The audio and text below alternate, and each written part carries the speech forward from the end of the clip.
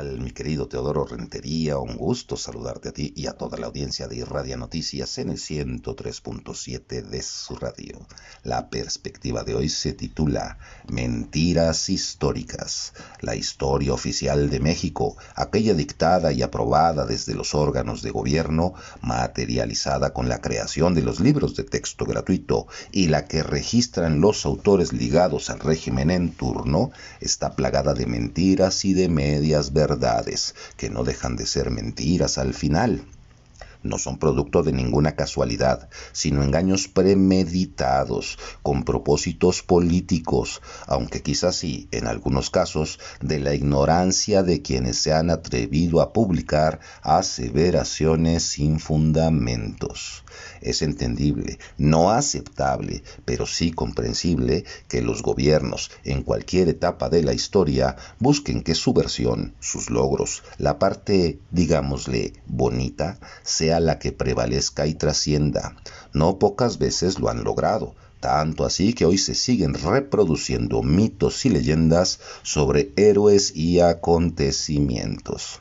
El arduo trabajo de los historiadores comprometidos con el hallazgo de la verdad nos ha permitido enterarnos de las falacias que, en buena parte de los casos, tienen por objeto hacernos creer, hablo del pueblo en su conjunto, versiones a modo, que no toman en cuenta otras fuentes, únicamente las oficiales.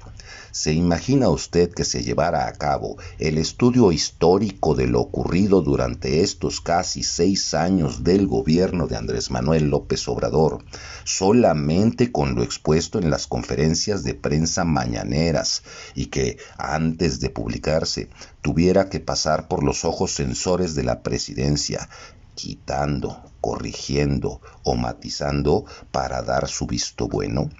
Repasemos algunas de las mentiras históricas que se harían creer a las nuevas generaciones.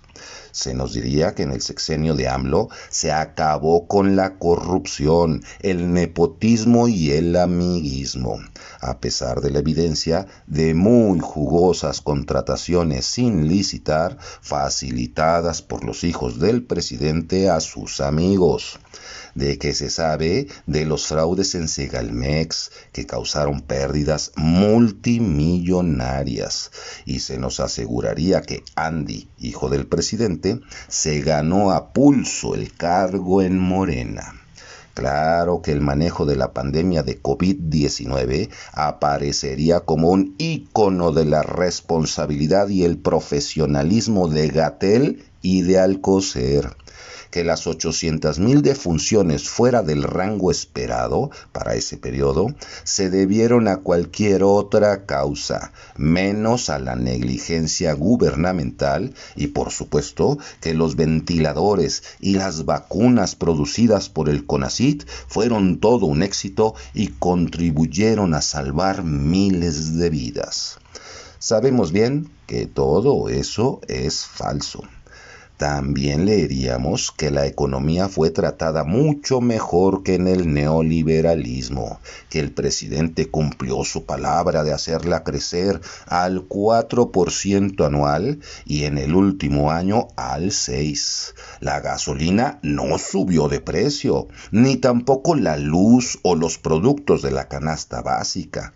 Y claro, no endeudó al país, como dicen los números oficiales, en poco más de 6 billones de pesos, cifra con la que rebasó a todos sus antecesores, pero que sería ocultada. Se diría que la estrategia de los abrazos y no balazos funcionó. La gente volvió a vivir en paz y a salir a las calles con tranquilidad y seguridad.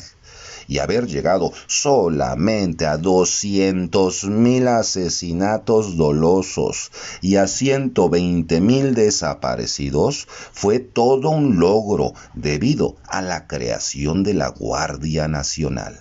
Y no podría faltar el que nunca existió militarización en México. Primero, porque el supremo mando siempre fue civil, el presidente y luego la presidenta. Segundo, la administración de aduanas, aeropuertos, construcción o supervisión de obra no fueron una entrega a los altos mandos de la milicia, sino su altruista contribución al desarrollo y la estabilidad nacionales. Y para iniciados, ya entrados en mentiras históricas, las manifestaciones y protestas violentas del día de ayer no se justifican, pero sí se comprende que son producto de la andanada de falsedades, demagogias y manipulaciones de las que se dieron cuenta los familiares de los desaparecidos de Ayotzinapa. Pero no solo ellos, sino los actuales estudiantes, sus profesores, los abogados que los apoyan, las organizaciones civiles defensoras de derechos humanos, estudiantes de otras instituciones educativas, públicas y privadas, y hasta la comunidad internacional. Pero no pasa nada, diría AMLO. Él se va contento y con la conciencia tranquila. Yo soy su servidor y amigo Marcos Pineda Godoy. Le deseo que tenga un excelente fin de semana y no se olvide que la información es poder.